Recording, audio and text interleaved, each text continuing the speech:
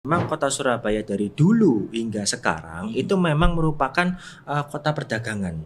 Karena kenapa? Letak kita yang strategis di mana memang berada di pinggir laut, ya ada pantai, sehingga akhirnya itu menjadi daerah yang punya berpotensi untuk perdagangan. Kenapa kok kita lihat mungkin kalau di daerah Surabaya Utara itu banyak sekali bangunan-bangunan tua, entah Betul. bangunan Eropa, bangunan Timur Tengah, Arab ataupun bangunan Cina. pecinan itu ya. Kota Surabaya itu punya semacam budaya adat yang dari dulu dan alhamdulillah sampai saat ini tuh masih dijalankan atau masih dilestarikan. Apa itu, Mas? Yaitu yang namanya sedekah bumi. Oh, Tahu yang di Made. daerah Surabaya Barat. Oh, Jadi ya. nggak cuma hanya Made, Oh, tapi tiap kelurahan di Lakar Santri, Lakar bahkan Santri mungkin ada ya? di Benowo itu pun di Sambikerep juga ada. Ya, kembali lagi ke identitas kota, Mas ya. Kita bicara tentang kebijakan. Menurut Anda gimana? Apakah kebijakan yang sudah dilakukan pemerintah kota saat ini sudah bisa mendorong apa yang Anda harapkan tadi?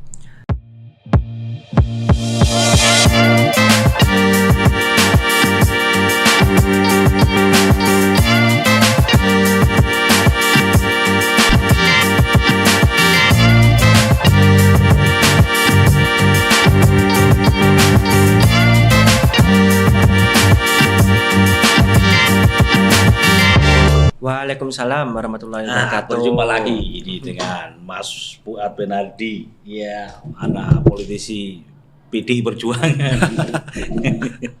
Yang selalu tampil selalu fresh, ya. Saya, Mas, apa ya ini? Kalau saya bicara Surabaya ini kan salah satu rujukan ya saya salah satunya jenengan.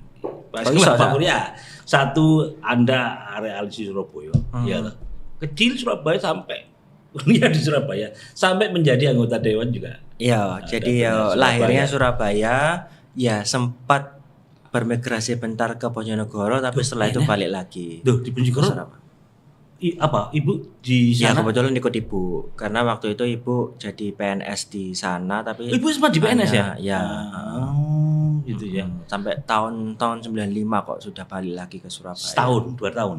Itu kalau nggak salah mungkin ya 4 tahun lah mungkin ya. 4 tahun di Bojonegoro ya. Iya. Oh, jadi Ibu Bu Risma pernah jadi ASN Bojonegoro? Iya, jadi waktu SMP? CPNS-nya Anda SMP waktu itu? Enggak, TK. Ya kecil, masih kecil. SD? Oh belum, TK. Oh, TK ya? Malah TK-nya itu udah mau pindah. Saya waktu masih bayinya itu, ya masih usia-usia setahun 2 tahun itu di Bojonegoro waktu itu. Terus Karena pindah SD sini? 4 tahun itu TK 0 besarnya itu baru pindah ke Surabaya lagi. Oke, tapi lahirnya di Surabaya. Lahirnya tetap Surabaya. Terus di SD. Sempat ke Bojonegoro, terus TK 0 besarnya itu baru pindah lagi ke Surabaya. Dulu di SD di mana sih, Mas? Dulu SD saya di Alfalah, di Yang Mayangkara, di Mayangkara Darmo itu, iya. Kan ada yang di Datasari. Iya. Oh, dulu di situ? Iya, di situ.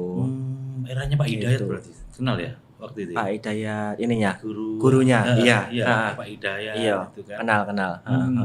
Oh, itu teman-teman ya satuan lah. Oh. Satu teman diskusi ya. Teman diskusi lah. Iya. Oh, jadi SD-nya di Alfalah. Iya, SMP-nya SD-nya di Alfalah. SMP Sejak 1. Enggak, SMP-nya saya juga akhirnya lanjut juga di Alfalah yang Deltasari itu. Oh, sempat di Datasari ya? Iya, Baru itu jauh. Baru SMA-nya di SMA 5. Iya, ada di SMA 5 itu. Lulus tahun berapa sih, Mas? Yang lulus apanya? Yang Lulus mana? SMA? SMA itu 2008. 2008 ya? Iya, 2008. Saya itu. Jauh, Rek. Berarti 2008 terus lanjut S1 di ITS, ITS itu iya, ambil teknik informatika itu walah ya. Makanya dari itu ngelontok lah apapun apa yang Anda share Anda itu saya selalu melihat gitu. Waduh. Jadi kita bicara tentang hari ini tentang identitas kota. Ya. Surabaya lah. Ya, Surabaya ini kan selain dikenal sebagai kota perdagangan dan jasa, juga dikenal sebagai kota pahlawan. Iya. Atau yang kita baru saja memperingati 10 November kan. Nah, ini sangat relevan untuk kita bicarakan. mungkin ya lagi-lagi pengantar dulu supaya kita nanti bisa meraju diskusi ini lebih kayak gitu. Gimana Pak?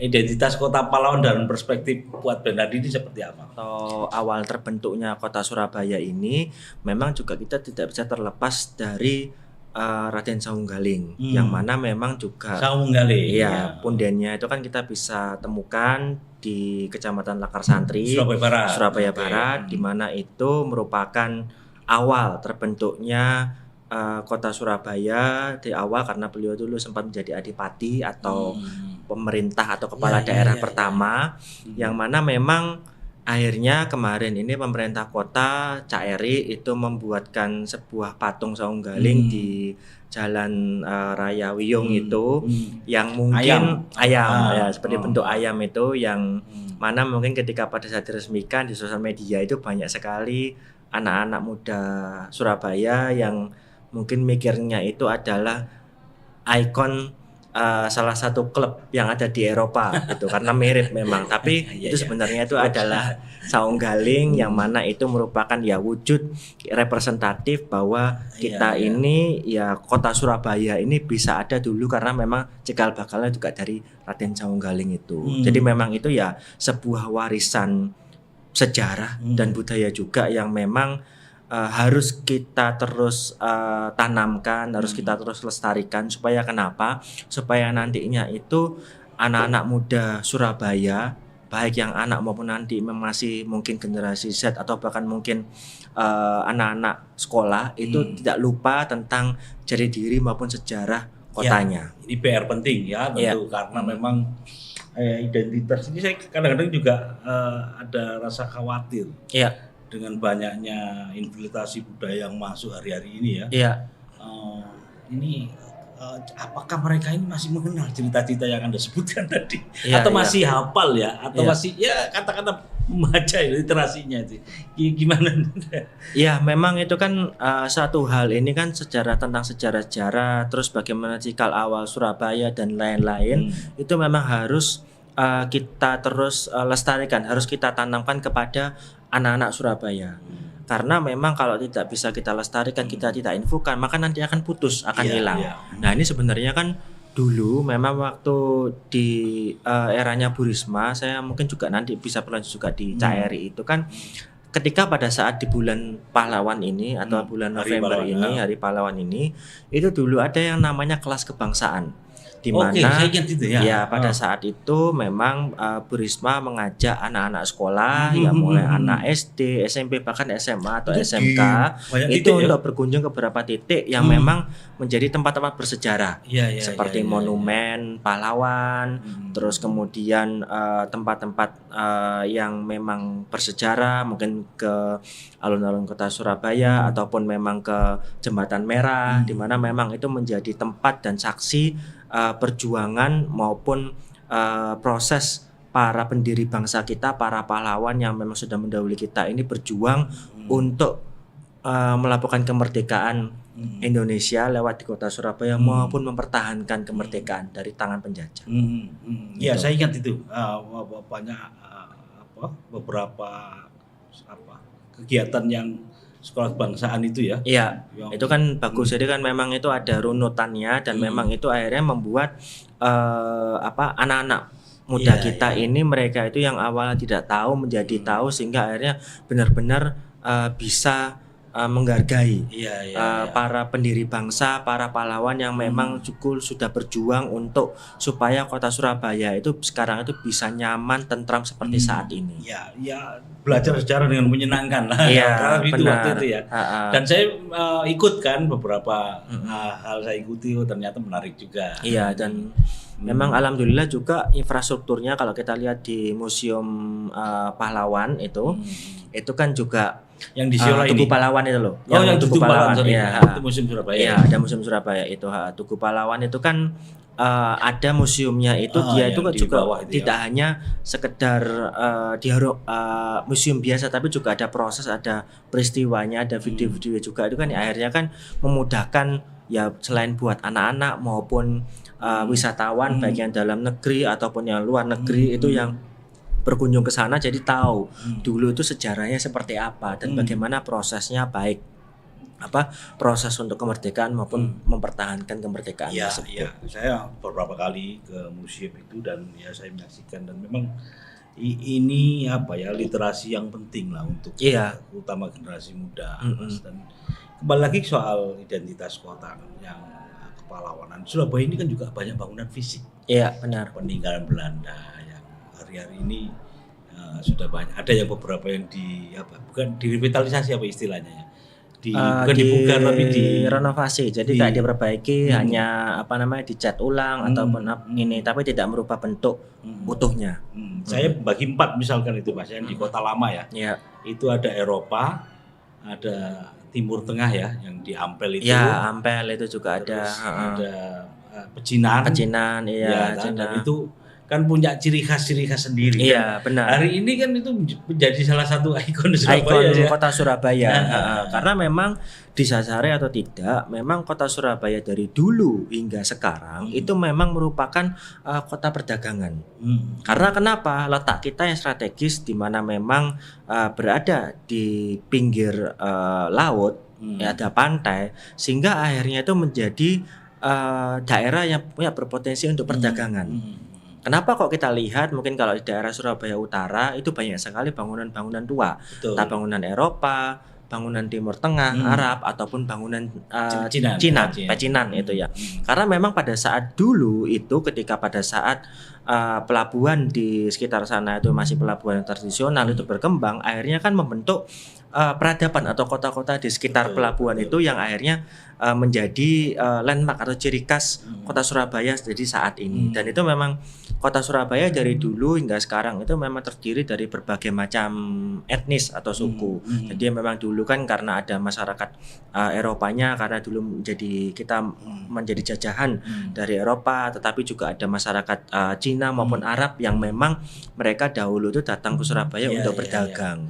Apa nyebutnya Mas? Multikultural atau gimana aja? Ya, multi etnis dan multikultural lah itu. Dan itu kan memang menjadi ciri khas kota Surabaya, bahwa kota Surabaya ini adalah kota yang ramah terhadap semua suku maupun agama. Betul, itu yang banyak orang, kebetulan teman yang ada dari luar negeri dan di luar Surabaya itu mengatakan gitu. Kok bisa ya Surabaya itu? Konflik antar etnis hampir tidak ada. Hampir nggak ada. Minim. Konflik antara agama, aliran itu?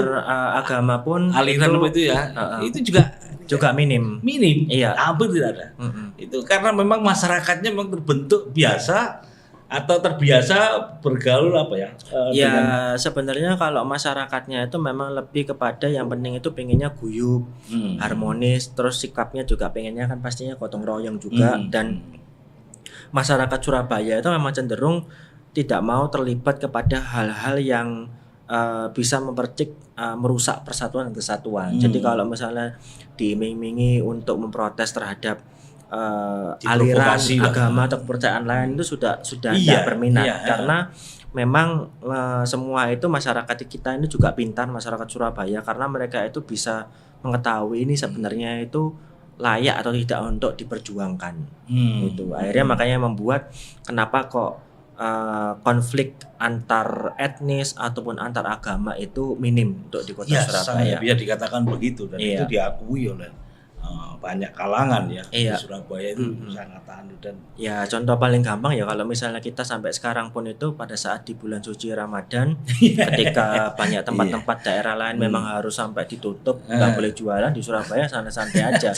Paling cuman masih kalau memang ada warkop atau warung dia buka, ya paling enggak mungkin kasih tutupan selambu apa-apa gitu ya, tapi nggak masalah, tetap berjualan, nggak masalah. Karena kenapa ya, di Surabaya ini tidak hanya ada agama Islam, coba juga ada agama-agama lain yang memang mungkin pada saat jam tersebut itu mereka masih makan ataupun minum. Guyup, terus toleransinya tinggi. Memang di Surabaya ini jangan khawatir kalau Anda kesasar misalkan begitu kan, pastilah banyak orang yang itu ini pasti akan diberikan jawaban. Ramah lah masyarakat Surabaya. Padahal kadang ngomongnya kan agak keras gitu ya. Ya, kalau ngomong memang keras itu, tetapi sebenarnya itu kalau diajak diskusi ataupun mungkin dimintain tolong apa-apa, insya Allah itu membantu dan guyup. Betul. Nah, kembali lagi soal pahlawanan Mas. Nah, saya juga berkepikiran, Bari, fenomena beberapa orang yang ingin mendalami tentang seluk-beluk atau apa yang terjadi di Surabaya ini. Ini kan saya lihat itu nih, wisata perorangan maupun yang ingin jalan-jalan dan ingin mengetahui Surabaya ini kan, saya catat itu tumbuh sekali. Iya. Banyak sekali kelompok-kelompok yang menyajikan semacam kayak jalan-jalan bersejarah begitu. Ini kan berarti fenomena ini gimana menurut Anda ini, Mas? Ya, akhirnya itu kan dengan adanya faktor sejarah yang ada di kota Surabaya ini, itu memberikan manfaat buat masyarakatnya, warga kota Surabaya yang bisa melihat potensi tersebut itu untuk mengembangkan suatu usaha atau unit yang memang nanti itu bisa memberikan efek ekonomi kepada mereka. Itu. Dan apakah itu salah? Tidak. Itu kan merupakan bentuk peluang yang memang karena bagaimanapun kota Surabaya ini adalah kota perdagangan dan jasa, dan itu kan termasuk dalam salah satu jasa yang mana memang itu yang saya harapkan di kota Surabaya itu bisa semakin dikembangkan. Karena kenapa? Karena kota Surabaya ini yang kalau saya melihat itu yang masih minim untuk dikembangkan itu adalah terkait untuk di bidang pariwisatanya. Pariwisata ya? Dengan banyak sekali tempat situs-situs bersejarah, tempat-tempat yang punya sejarah, tempat-tempat yang mengandung sebuah objek bersejarah ini sebenarnya menjadi potensi wisata yang harusnya bisa makin dikembangkan, begitu. Daripada memang realita yang ada saat ini. Kalau yang saat ini kebanyakan kalau kita berbicara di informasi dari pemerintah Provinsi Jawa Timur bahwa memang kebanyakan masyarakat entah dalam negeri, luar provinsi ataupun yang dari luar negeri itu kalau datang ke Jawa Timur itu memang menyediakan waktu mungkin 3-4 hari di mana memang kota Surabaya itu hanya dipakai untuk tempat transit, kemudian besoknya itu menuju ke tempat-tempat wisata yang ada di Jawa Timur, entah mungkin di Ijen atau mungkin di Bromo atau mungkin di Malang itu. Nah, padahal harapannya kalau menurut saya Surabaya ini juga bisa menjadi sebuah kota yang mengandung wisatanya. Wisata apa? Bukan wisata alam tapi wisata sejarahnya.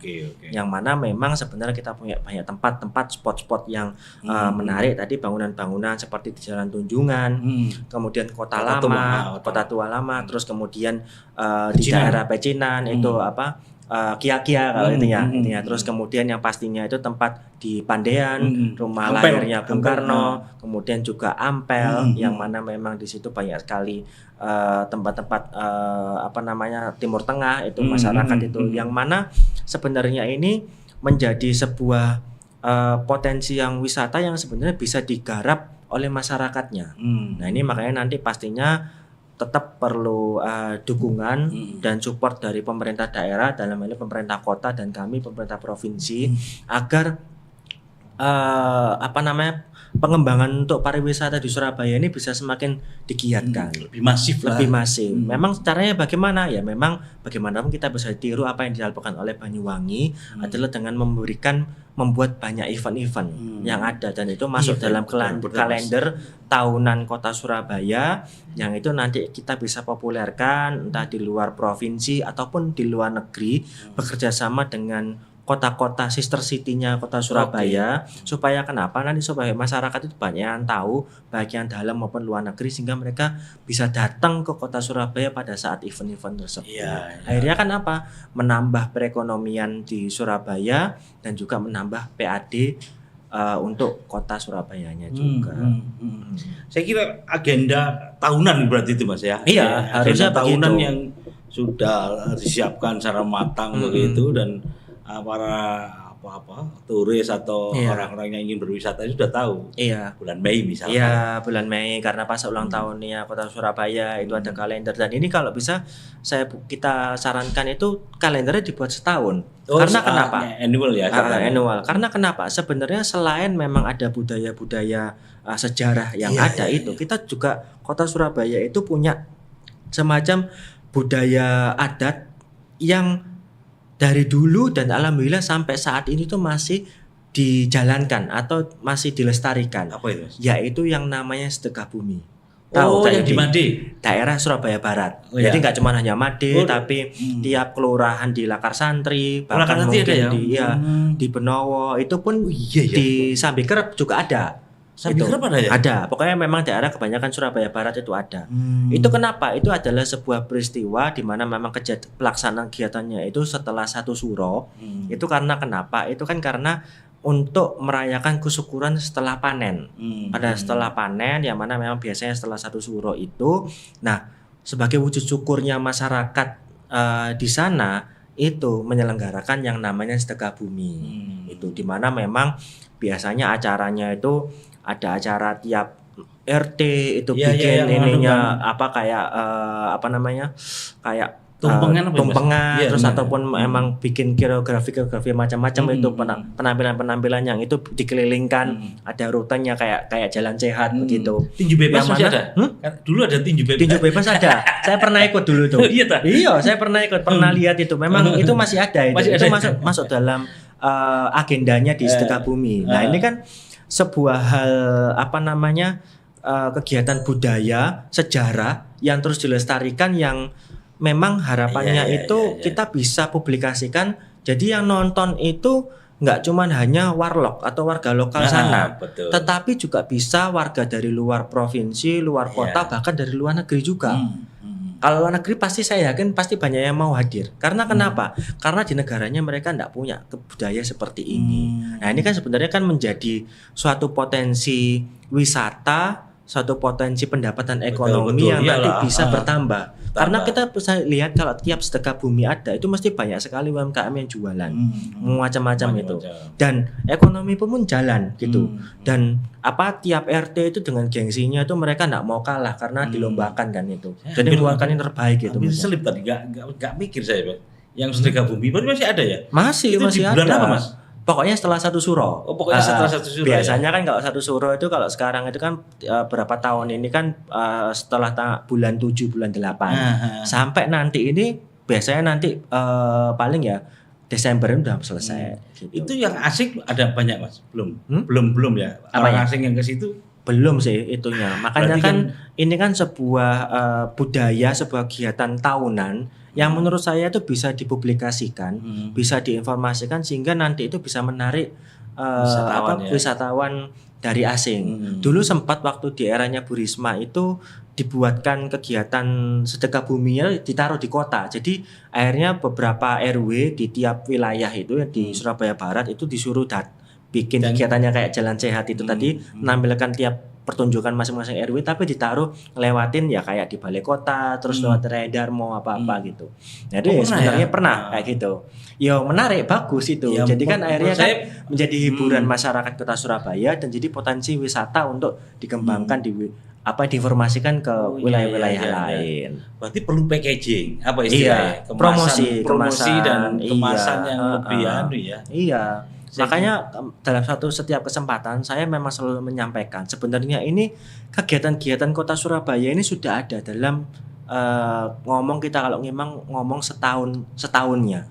Tinggal bagaimana kita buat kalendernya, terus kemudian kita informasikan. Supaya sekarang medsos sudah banyak. Iya, apalagi ada medsos itu. Makanya kan seperti kayak Banyuwangi tadi saya sampaikan itu kan dia punya 300 event dalam setahun. Itu kan. Jadi kita harapannya ya Kota Surabaya juga bisa buat banyak eventnya dalam setahun termasuk yang dimasukkan sedekah bumi ini. Iya ya. Saya pernah nonton tapi tidak secara langsung di televisi begitu kan. Saya ikuti, ini sangar ini ada itu tadi tinju bebas, ada tumpeng terus nanti setelah pada saat nyampe finish itu nanti orang-orang itu masyarakat pada berebut tumpengnya atau apa itu kan sebuah budaya yang luar biasa yang memang terus dilestarikan oleh masyarakat dan itu bisa menjadi potensi wisata. Itu yang untuk membuat masyarakat mungkin luar Surabaya ataupun luar negeri itu bisa tahu ternyata di Surabaya ada budaya seperti ini. Tinggal bagaimana packaging promosinya supaya makin banyak yang hadir. Karena kalau makin banyak yang hadir nggak cuma warlocknya saja atau warga lokal, maka nanti potensi ekonomi akan semakin besar. Itu. Ya benar, dengan membuka membuka perluasan promosi dan sebagainya itu akan jauh lebih mendorong Iya. orang ingin tahu apalagi benar. ada gimmick-gimmicknya ya. Iya, apalagi nanti kalau yang 7 bebas, nanti kalau memang ada bule-bulenya yang datang dia bisa ikut, seneng itu pasti itu. Karena kan dia bisa merasakan sesuatu hal yang mungkin di negaranya nggak ada. Sensasinya beda, Sensasinya beda. bebas ini. Iya.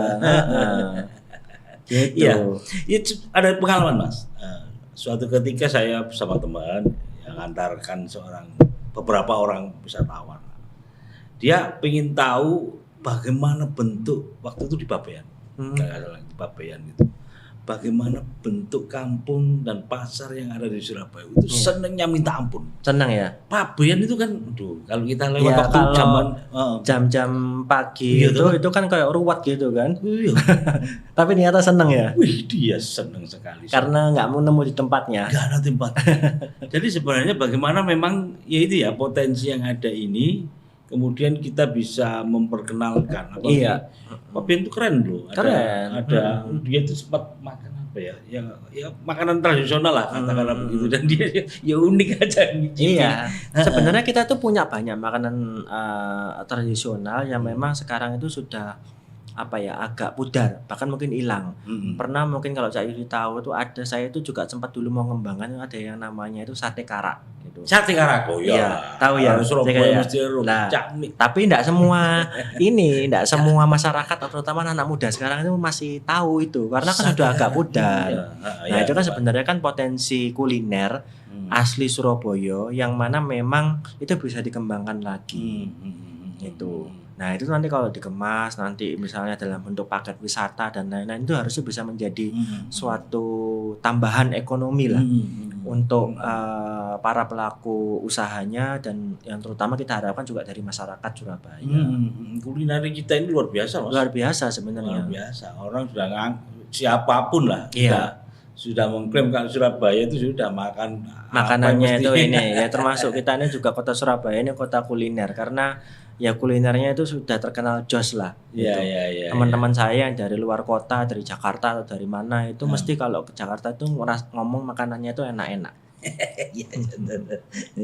Itu pengalaman Denis Adiswara kalau ada acara PE di Tunjungan itu sampai dia itu saking kepingin nyoba itu kan. Iya, apa yang rawon itu lah. Iya, apa dicoba itu kan, waduh luar biasa. Ya sampai perut itu kenyang.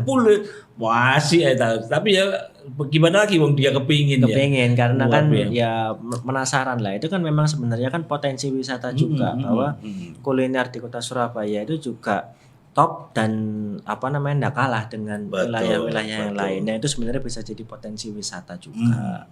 Bahkan sempat ini kok ada yang saya berapa kali itu kalau didengarkan di radio itu sampai adalah yang bikin lagu tentang kuliner Surabaya. Apa ya? Saya itu ya juga lupa. Tahun lama malah baru nih. Baru kok. Sampai sekarang itu kadang masih diputer di radio-radio di Surabaya. Jadi ini dia menceritakan itu satu-satu gitu. Iya, nama-nama kuliner. Jadi apa nasi sambal terus kemudian lontong balap ini gitu-gitu. Aku lupa nama judulnya, saya lupa ini. Iya. Anak-anak muda berarti ini yang buat. Iya, kalau dulu kan rujak cingur. Enggak, ini yang kekinian sekarang ini. Itu baru. Cuman lupa saya itu judulnya. Balap Wonokromo dulu di zaman bener nggak lontong ya. Ya kembali lagi ke identitas kota, Mas ya. Kita bicara tentang kebijakan. Menurut Anda gimana? Apakah kebijakan yang sudah dilakukan pemerintah kota saat ini sudah bisa mendorong apa yang Anda harapkan tadi? Ya harapannya pastinya nantinya itu ke depan itu pemerintah kota Surabaya dan juga nanti bisa bekerja sama dengan pemerintah Provinsi Jawa Timur itu kita bisa bikin semacam master plan atau plan rencana ke depan untuk bagaimana pengembangan pariwisata karena memang sebenarnya dengan potensi-potensi yang ada di kota Surabaya itu bisa dikembangkan menjadi tambahan untuk sektor pariwisatanya. Tinggal bagaimana nanti di manajemennya seperti kayak tadi saya bilang harus dibuatkan kegiatannya dalam waktu kalender setahun nanti kita promosikan sambil nanti memang harus diperbanyak event-event misalnya kayak di Tunjungan itu ditutup jalannya tapi sebenarnya juga kita infokan supaya nanti masyarakat nggak cuma hanya datang ya warlock aja, tapi ya luar kota bahkan luar negeri luar juga. negeri, ya Jadi nanti kita tampilkan UMKM yang di sana yang memang asli Surabaya dan khas Surabaya yang mungkin tidak ada di kota kabupaten lain. Itu kan nanti bisa menjadi ciri khas dari kota Surabaya. Terus juga memang ya kita kan juga punya museum-museum ataupun tempat-tempat yang sejarah yang itu sebenarnya nanti itu bisa menjadi potensi pariwisata. Karena kenapa? Kalau kita berbicara terkait budaya ataupun kekhasan masyarakatnya, itu masyarakat Surabaya itu sangat welcome dan sangat enak, ramah pun juga diajak untuk ngobrol walaupun mungkin kalau ngomong itu rada keras gitu ya. Tapi masyarakatnya itu ramah dan itu memang jadi poin plus sebenarnya untuk menjadi sebuah kota yang pariwisata. Gitu. Ya ini orientasi yang memang ya harus terus didorong. Iya. Karena memang kalau potensi saya sih berpikir kayak gini, kalau itu kemudian ada, kalau swasta gimana? Misalkan ada semacam kolaborasi begitu memungkinkan enggak? Sangat memungkinkan karena memang hal ini itu tidak bisa hanya dikerjakan oleh pemerintah saja, tetap perlu bekerja sama dengan sektor swasta.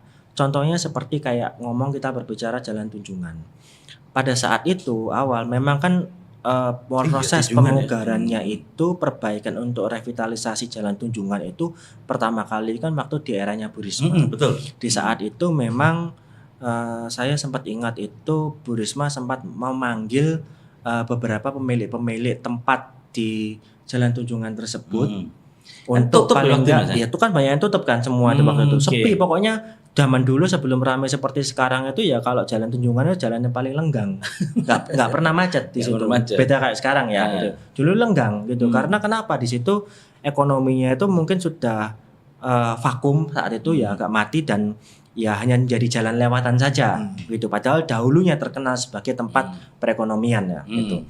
Terus kemudian pada saat itu Bu Risma itu sempat memanggil beberapa pemilik tempatnya, terus kemudian meminta untuk supaya bisa diaktifasi, dibuka lagi. Ya ada yang merespon hadir, ada juga yang tidak merespon karena ternyata kenapa para pemilik tempat tersebut itu sudah nggak tinggal di Surabaya, sudah tinggal di Jakarta atau bahkan di luar negeri di Singapura dan lain-lain sehingga mereka tidak itu mengikuti itu. Tahun berapa dia? 2015-an ya, 2015 itu ya. Terus akhirnya ya Bu Risma pun juga nggak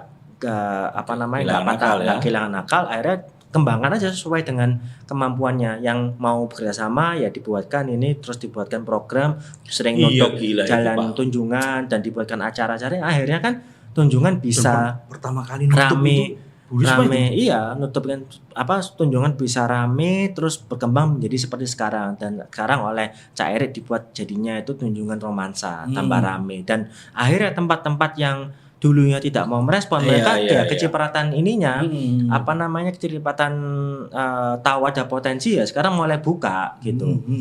Bahkan dulu itu sempat ada itu kalau nggak salah beberapa tempat itu dia tidak menghiraukan himbauan dari Pemkot. Bu Risma pada saat itu sempat atau inisiasi ya sudah kalau nggak mau kami cuman Pemkotnya itu cuman minta izin mau melakukan ngecat yang ini perbaikan biar tampak fasadnya itu kelihatan bagus gitu. Dari pemiliknya waktu itu katanya nggak ada masalah, ya udah dicat itu. Dan akhirnya memang berkembang terus hingga saat ini. Tunjungan ya jadi jalan rame itu. 3 hari yang lalu saya ke sana. Itu ada pembangunan toko restoran baru yang sudah didesain, ada yang masih proses. Loh ini dulunya gitu. Kan sepi toh itu. Sekarang itu ruamnya jadi macet sekarang itu. Macet parkirnya. Tapi sekarang sudah ditertibkan yang di depan itu. Karena memang crowded. Tapi kan akhirnya menjadi potensi ekonomi yang berkembang yang buat lagi kan itu menurutku revolusioner lah untuk mengubah Tunjungan yang sepi. Karena saya menikmati yang sepi tadi, yang dulu cuma lenggang kotor bahkan mungkin kalau malam itu gelap karena cuma ada lampu-lampu PJU-nya saja betul. Sekarang kan jadi rame itu. Begitu pula yang kalau sekarang kawasan yang baru kan kawasan Kota Tua Lama. Kota Tua dulu juga gitu. Itu kan juga dulunya itu ya kalau malam itu hanya tempat lewatan apalagi sepi karena kan memang di sana itu kan aktifnya hanya pada saat jam kerja saja karena jam perdagangan. Tetapi ternyata oleh Cak Erik disulap dan dirubah menjadi tempat diaktifkan lagi lah mirip-mirip seperti kayak Tunjungan, sehingga akhirnya sekarang rame dan bisa menjadi salah satu destinasi nggak cuman hanya warga lokal Surabaya tapi juga warga luar kota dan luar negeri. Coklat internasional itu kan bisa hidup lagi. Gedung Berlage ini itu apa nih yang hotel ini juga hotel lamanya itu juga. Itu sekarang dibuka itu. Gedung Singa barusan ini. Oh iya. Tapi lewat online dulu daftarnya. Apa lihat itu kan museumnya ya? Alimas. Iya, depannya halte itu Mas. Itu kan gedung Singa, itu gedung yang bersejarah itu. Arsiteknya Berlage itu. Iya. Kemarin ada pertemuan orang-orang itu yang pecinta arsitektur dari luar negeri itu ya. sekarang. Saya mau ke situ sih belum sempat. Nah, itu kan sebenarnya kan nanti itu kalau kita buatkan event di dalam itu kalau diperbolehkan itu semacam kayak event pagelaran seni atau kita bisa majang lukisan-lukisan dari pelukis-pelukis terkenal apa-apa itu kan bisa menambah keramaian untuk kota Surabaya ini. Makanya sebenarnya kan kalau kita berbicara kota Surabaya itu potensinya luar biasa. Tinggal bagaimana semua stakeholder baik pemerintah maupun masyarakatnya itu saling mengisi, saling support, saling memberikan ide. Karena bagaimana kota itu bisa hidup, tapi kalau para stakeholdernya itu tidak saling mengisi atau mensupport, itu kota nggak akan berkembang, nggak akan bisa bergerak jauh. Tapi kalau para pelaku yang di dalamnya itu tidak bergerak. Kuncinya tentu namanya hari ini kolaborasi itu yang paling penting. Karena kan yang punya ide itu komunitas masyarakatnya, yang punya regulasi adalah pemerintah. Saya kira itu tepat sekali Mas itu komisar bukan ente iki ya. Iki ono muncul iki tapi kita tiba-tiba waktu kita bisa nyambung lagi ya. Tapi menarik itu wisata atau karena tempat yang kayak untuk lukisan apalagi nanti kita bisa misalnya kita atur untuk tahun ini nanti diinfokan publikasi tahun depan kita undang para pelukis-pelukis terkenal Indonesia bahkan kalau bisa dari luar negeri untuk bisa mengisi di sana kita buat mungkin eventnya itu seminggu atau bahkan mungkin sebulan hingga masyarakat itu bisa ikut hadir dan melihat itu kan jadi suatu tempat spot destinasi wisata yang baru untuk di kota Surabaya. Jadi kotanya akhirnya hidup gitu loh. Jadi nggak cuma hanya jadi kota perdagangan dan jasa juga tapi jadi kota pariwisata. Betul. Saya kira itu. Saudara, terima kasih banyak. Moga ada insight dan mohon maaf. Assalamualaikum warahmatullahi wabarakatuh.